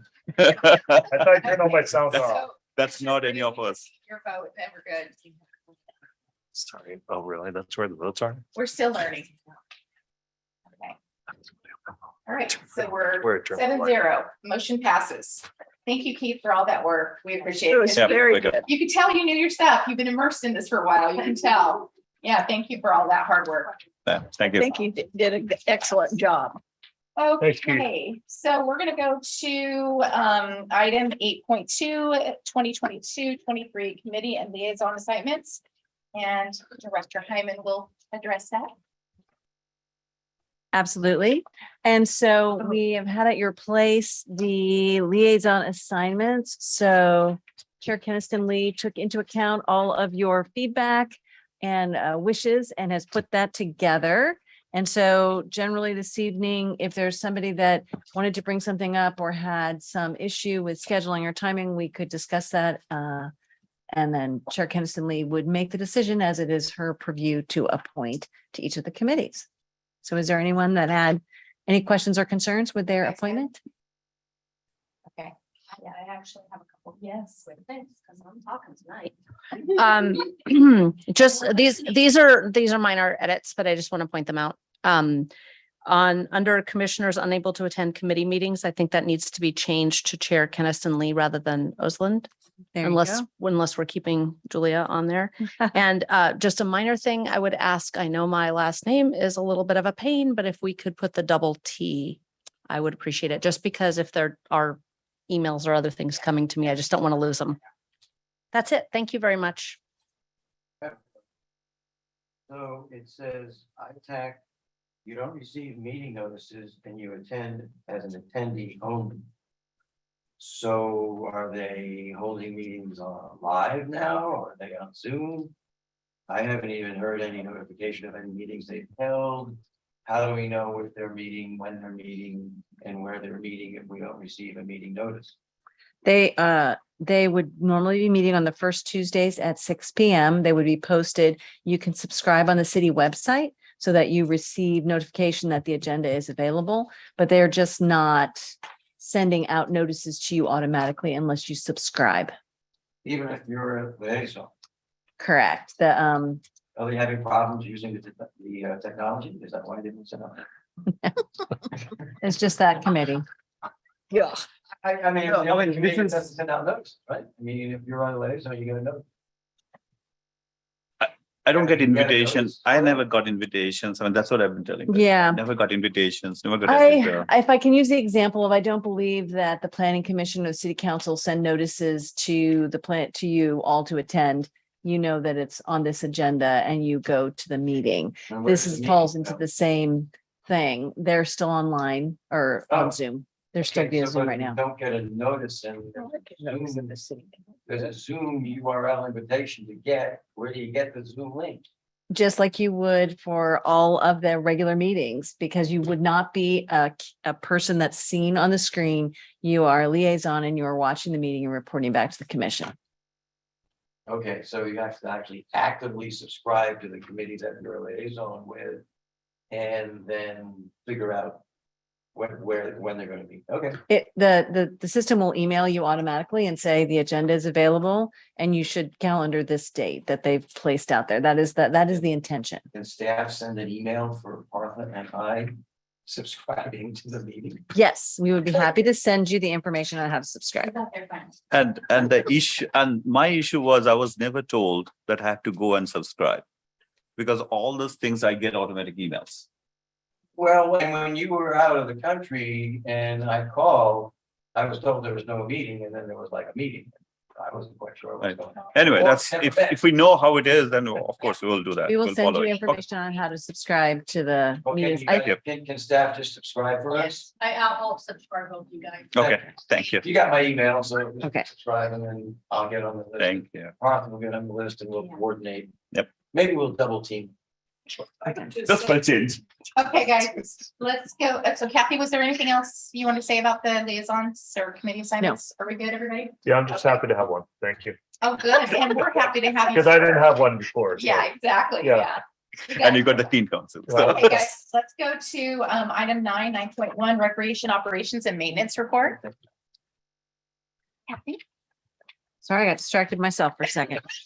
Okay, let's see. So you've got the rec report in your packet, a couple of highlights maybe to draw your attention to if you didn't get a chance to read it in a lot of detail. Our Camp Central program had this Champions for Change program. And you heard it with our employee of the month, but I just want to reiterate it because what that was really about is this Champions for Change Harvest of the Month is this initiative to get kids to engage with healthy food and healthy habits and to be kind of a part of it. And so they did that this summer and every week they had a different fruit or vegetable. They learned how to make healthy snacks with it. They talked about it.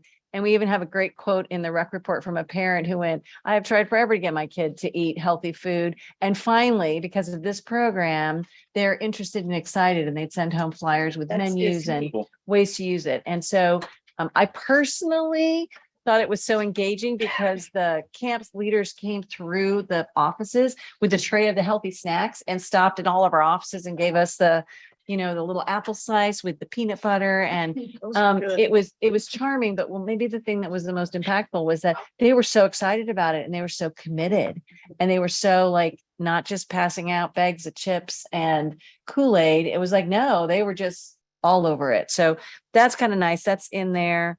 You might have noticed that the open gym is exceeding the expectations. The numbers are up significantly from during the pandemic, and those are actually higher than the numbers we had pre-pandemic. So we're pretty excited to see that come back full force. When you look at the public services report, they've completed some really significant refreshes, one of which we heard about in public comment today, the Tassajara Ridge Dog Park, getting new surface material and also the Boone Acres track. And then, of course, the Crow Canyon Garden sign, which you saw today, refreshed. So there's a lot of good information in there. If anyone has any questions, I'm happy to try and answer. Okay. Do we have any clarifying questions on this? I do. I do. So Kathy, on the dog park composition, I read that and I thought that was great. I forgot what we decided. Are we eventually going to put grass in some of those dog parks? I just forgot where we're headed with those, because that speaks to some of the feedback we heard in the beginning. Yeah, the CIP, we're very excited that we got the CIP for the dog parks. And so the Bark and Ride, which is what when they were referencing Stoneleaf, that's called the Bark and Ride. Yeah. And that is the location that we are aimed at this year to put grass. Got it. And so that's, as soon as funding becomes available in the CIP, they'll begin work on that project. You know, the Park Development Fund is funded through all the developer fees. And so until there's money in there, we can't spend it. But as soon as we have the money coming in, that's the very first project, as well as additional attributes to all of them. Will definitely be discussion every year as we move forward in regards to how do we improve the next park and how do we improve the next park. But this year, the first park on the list is The Bark and Ride. The Bark Okay, and got it. Thank you so much for the clarification. Okay. Commissioner Osmann? So Kathy, I just wanted to ask you about the picture, this temporary art project. Are we getting lots of photos uploaded? You know, I asked that question because I knew somebody would ask. So I asked the staff right before this meeting.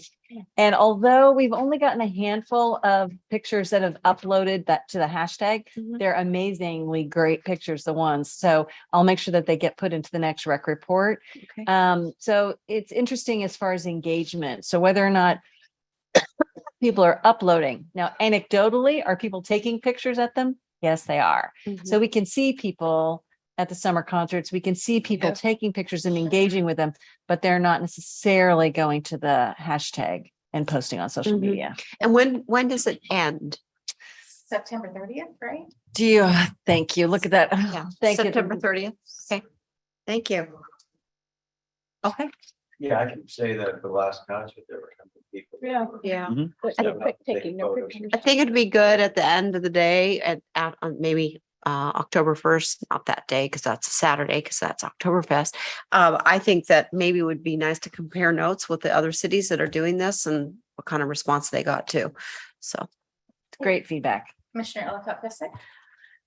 You know, with two T's, I know that I mentioned this a lot, but I feel strongly about it. And that is, I know school was out, but we're back. And I feel like this is the kind of thing that I would love to see the city put together a little something and send it to the district or me as the San Ramon Valley Council President's PTA, or the communications at srvusd.net, which is the district's communications director, and ask that we help get the word out, because these would be fabulous as some of those first day of school, back to school photos. And I think it's a way to cross-pollinate the community. And I think the schools are such a fundamental part about what makes San Ramon special, and vice versa, the parks, the schools, it's why we live here. And so I would love to see us be, when we're doing initiatives of different types, to pause every time and consider whether it's worth sharing with the school district and helping spread the word. And I think we're very open to sharing that. High priority is to connect to the community and bring people together. So we still have time. It's September 30th. That's an excellent idea, and I'll definitely make a note of it and make sure we do it. Thank you for suggesting it. You're right. We get so busy sometimes doing the programs that we're just moving to the next. Great idea. So I'm going to, it looks like we have some public comment on 9-1. There's no need. Taiwan, is that you? Come on up. I'm sorry. That's okay. Okay, so Taiwan's the country here. I apologize. I didn't put down my name on the card. First of all, I want to thank Ms. Hyman. The report that I saw in the binder, the children are all very happy. So I think you're doing a wonderful job. I'm going to ask a question that may seem like a little bit of a party pooper, because, recently we have such surge of different, diseases or, epidemics. I'm wondering, the one that I think a lot of residents are particularly worried about is monkeypox, because we're seeing that it's now affecting young children. And it could be, like skin to skin if they have a cut. So I'm wondering if your department is amping up on like Neosporin or disinfecting solutions or, Band-Aids. It's very important to, stop and catch. I mean, just to prevent, right? Not that we are aware of who is, carrying the virus or anything, because the virus incubation time is very long, just so that we don't need to shut down the school again. I'm wondering if your department had discussed about any prevention procedures or any, cautionary intervention that you have discussed that you can share with the community. Thank you. Okay, so we are going to move along to item 10, commission liaison reports and announcements. And I'm going to go from Commissioner Ellicott Pesek down the road. Let's take it in order. I have nothing to report. I have been out of the state, and I don't think there have been a lot of meetings. Thank you. Okay, so I sat in on the Senior Advisory Committee meeting, and Commissioner Breed will report out on the Open Space Advisory Committee because I had to miss that meeting this month. But they met on August 1st, the Senior Advisory Committee, and the items of business were discussing the Senior Express van service days. They had to cut back some days of service. So there was some discussion from the committee members if that was a problem. And basically it's a cost issue. And the committee felt that we were doing as a city what we needed to do around that. So it was accepted as good as is. And then the Alcosta Senior and Community Center registration hours also have been shortened. The registration desk closes at 3:00. And so there was some discussion on whether that is impacting people coming in to register for classes. And the committee felt that there was a registration box that people could drop things in. And so the hours were acceptable. So those were the highlights of our meeting. It was a short meeting. Commissioner Lewis, Thank you, Chair. you're so welcome, Vice Chair. So the Arts Advisory Committee did meet in July. We're only in August now. Had not met in June.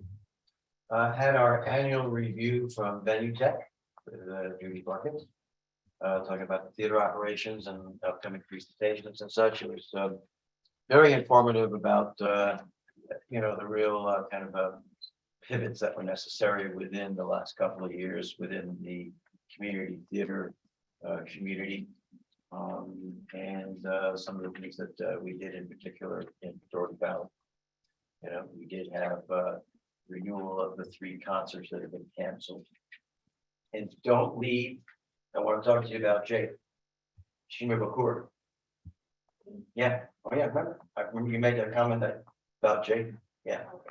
Don't leave. I want to talk about it. So, and also the upcoming concerts at the upcoming presentations at the theater.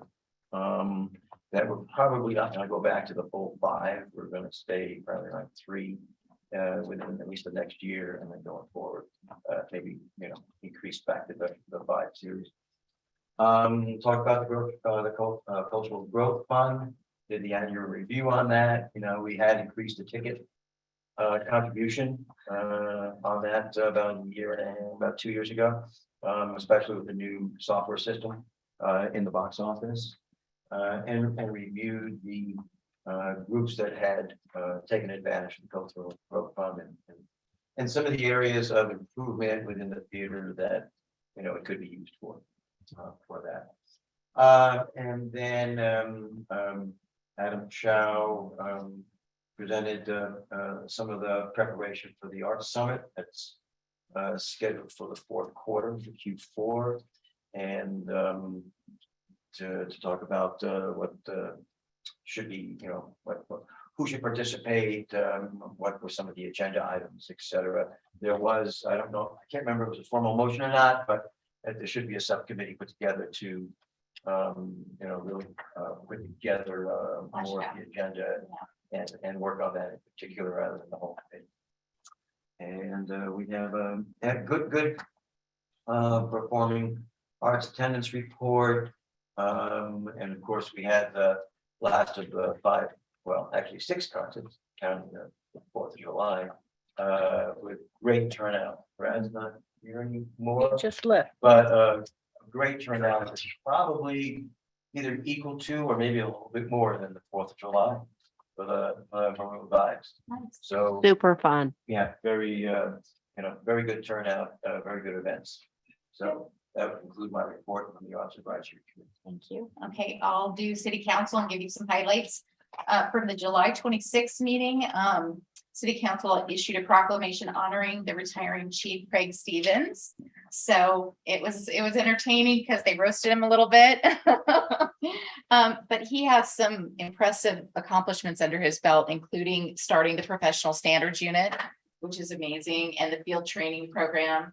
He was involved in the initiation of the mental health pilot program. He was one of the 9 original SRPD sergeants, did work on the dispatch center and the EOC. And so he certainly made his mark. So that was kind of really heartwarming to see him be honored.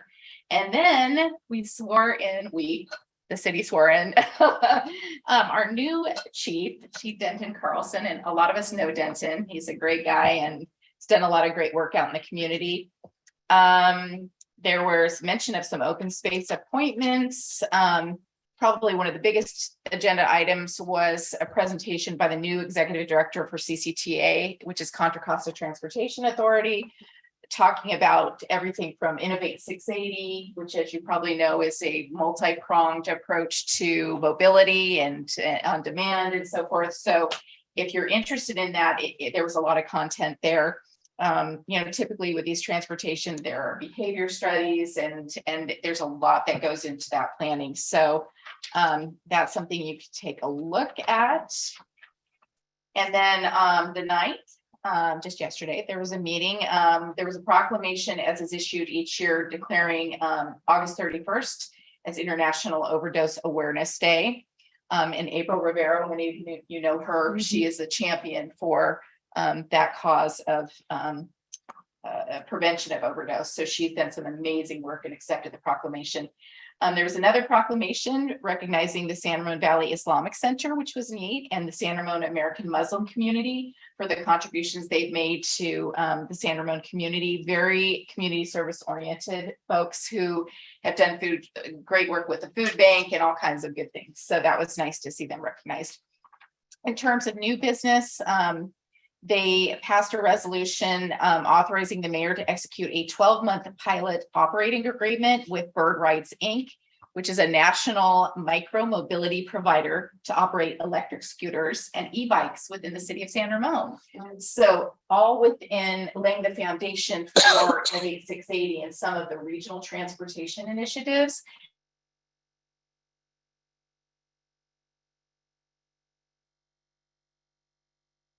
And it's part of this whole mobility on demand effort. So our new transportation director, Chris Weeks, gave a presentation on what we're looking at.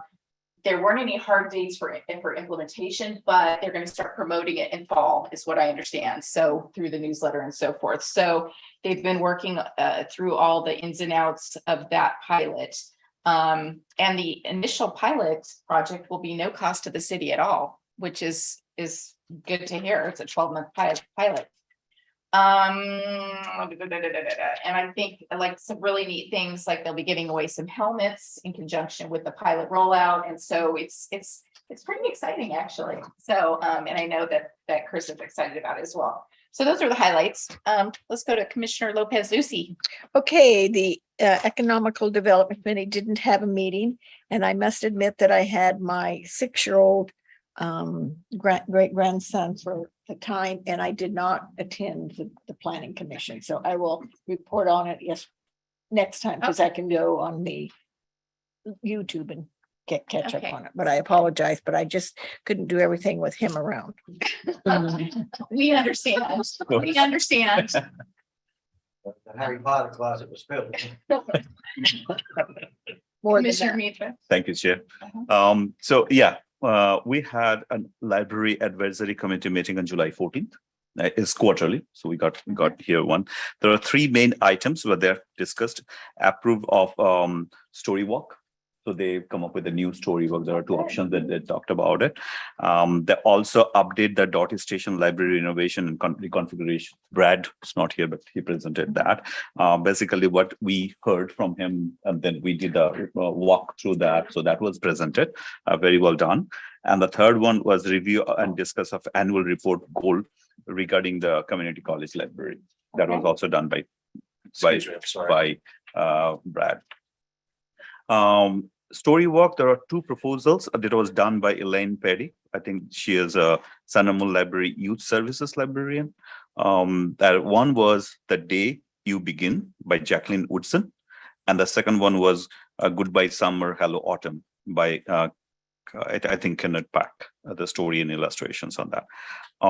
There was a vote and I forgot which one was picked.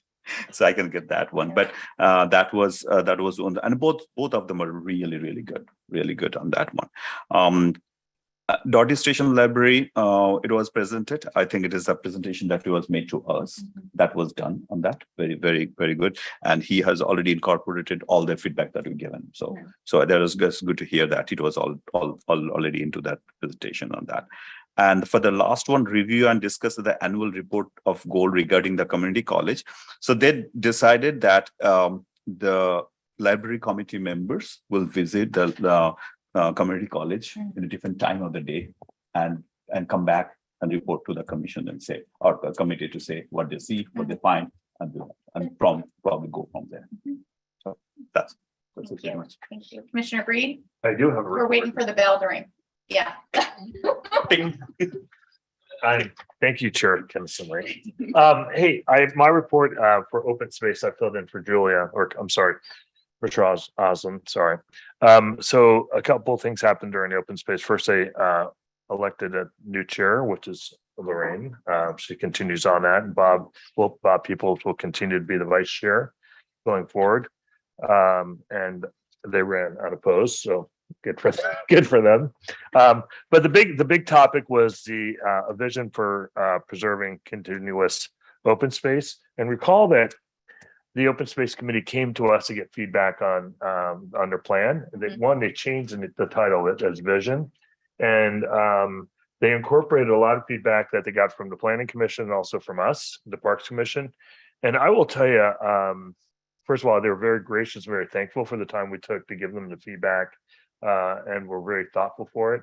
And then they rewrote they rewrote portions of it to incorporate our feedback along with the planning commission. Actually, Commissioner Osland spent a lot of time with the rewrite. So I want to recognize that she also was an active participant in writing the plan.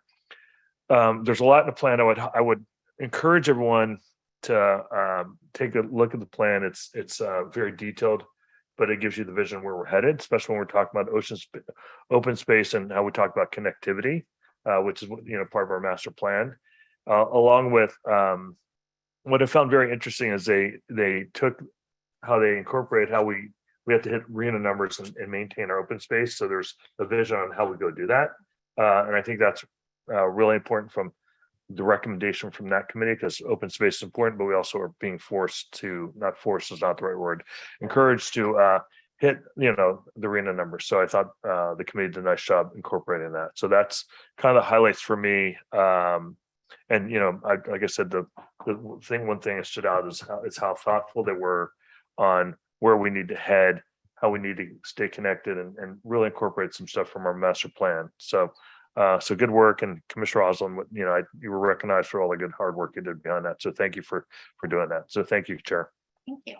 Okay, so before I go to public comment, we do have some, I just want to clarify with Kathy that it's at this time that if anybody has like an event they want to announce or some other community thing, that when we go through, you can also mention that. We sort of consolidated that agenda item. So did anybody have anything along those lines to announce? For the next month or? Just Rest that, of the that year. you attended or you're, Oh. is coming forward, a community event or something, this would be the appropriate time to say it. Is that correct? Correct. Yes. Okay, well, then I will. I didn't take time.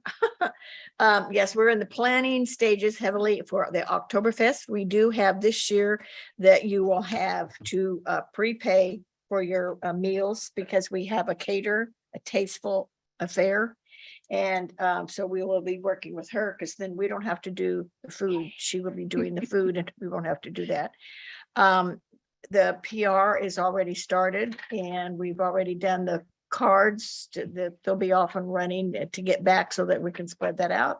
And then we're meeting soon to do the volunteers and to get these water and soda and who's, all that's doing that. So it's very detailed, but hopefully this will be very successful. Oh, and we do have already 3 breweries confirmed. I'm pretty sure 2 others. And so it's coming along, but it is just a lot of work planning for maybe 500, 800. You don't really know. So that's why we're having pre-sales so that we won't run out of food. So that was very embarrassing last year to run out of food. So we want to make sure we have enough volunteers and et cetera, so that, and on Wednesday, I did help my husband and I and my 6-year-old unloaded 1,000 beer glasses. Oh my God. And he was very helpful. That's nice. I mean, he was very good. And so I don't like the beer glasses we had to take, but if we wanted beer glasses, we had to take second choice. And they're not the ones that we really wanted, but they'll have a glass to taste in. And no breakage. We didn't have any breakage at all. Okay. On there were 2 boxes that were dented and I inspected them, but they were not broken. It came in this huge pallet and they put it right by the barn so that we didn't have to walk very far, but it's loaded in there with beer So- glasses and wine glasses. So We're gonna go, Commissioner Ellicott Pesic next. For So you those all that come. don't, We'll say For that. using the proper system. Mhm. Good job. For those that don't know, today was the first day of school for the San Ramon Valley Unified School District. It was a minimum day. And we are off and running. Kids are depressed like crazy because summer is over. And I keep saying, summer's not over. It goes until September and in the Bay Area, October. They're like, Mom, that doesn't count. School is back in session. So slow down, pay attention, watch out, and please, encourage our kids in any way we can to get involved in the community in any way. The second thing I just want to remind people is while we're there, the Run for Education is coming up in October. I believe it's the 9th, Sunday, the 9th of October. And there will be an exhibition day. I'm trying to remember, they changed the name of it. It used to be a wellness fair. I think it's now called something else on the Saturday before that will also include the mini run for the younger kids and the friendship run. The friendship run is really fantastic. But I think one of the things that's evolving with the Run for Education, it is still for education, and it is a fundraiser in that respect, but it really is meant to be a community event. And I think one of the big initiatives we'll see this year and in coming years is to really get the word out to the entire community to participate, not just the kids and the parents and the teachers, but we want the whole community to come out. And it's a wonderful, again, you know how passionate I am about the community engagement and coming together. And I think this has a huge effect on our mental health and wellness and feeling part of something and being out there. At one point, I think we were 10,000 participants strong. It has really, dropped off in the years. And I think part of the recognition is we need the whole community coming out for it. It was virtual last year. It's back in person. So I would just ask my fellow commissioners and anybody watching to please think about getting involved, support it, and come out, whether you're a runner, a walker.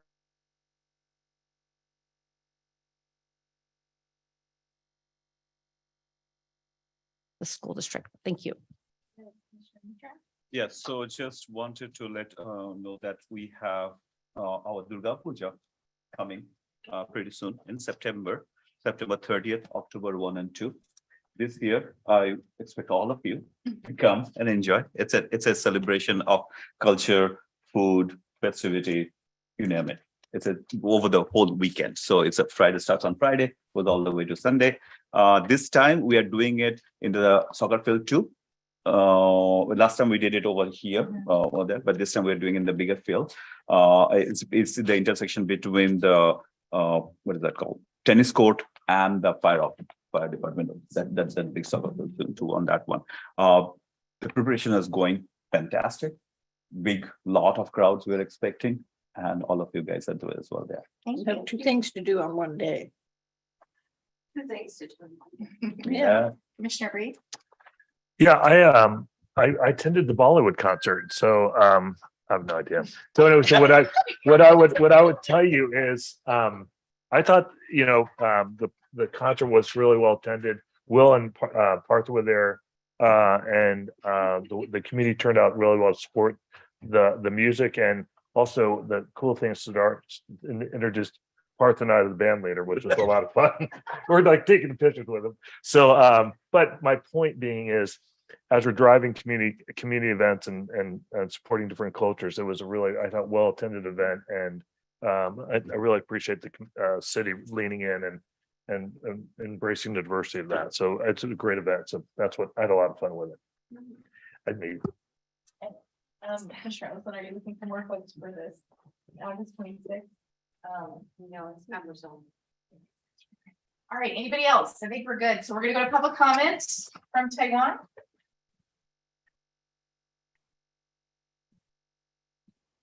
Hi, so this is addressing what Commissioner Keniston Lee's report of yesterday's council meeting. We did discuss about our feelings about the electric scooter by Bird Nest after the council members have voted them to be available in the city. And I think the community have these questions. There were no rules of right of way that were presented by the staff yesterday, and we realized that he is from the transportation department, so there may be some jurisdiction issues. And so then we heard that there was a caller, number one, I think, that she addressed the fact that this particular approval were never presented to this particular commission, nor the parks, nor the open space, nor teen council. And the last presentation transportation made to any commission in the city was 18 months ago.